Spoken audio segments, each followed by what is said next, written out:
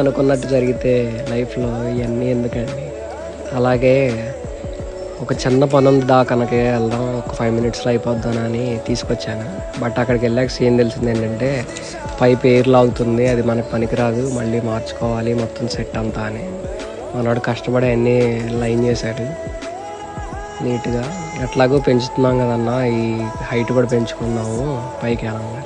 సరైన మెటీరియల్ తీసుకొచ్చి అన్నీ తీసుకొచ్చి సెట్ చేసి మోటార్ బిగించాము.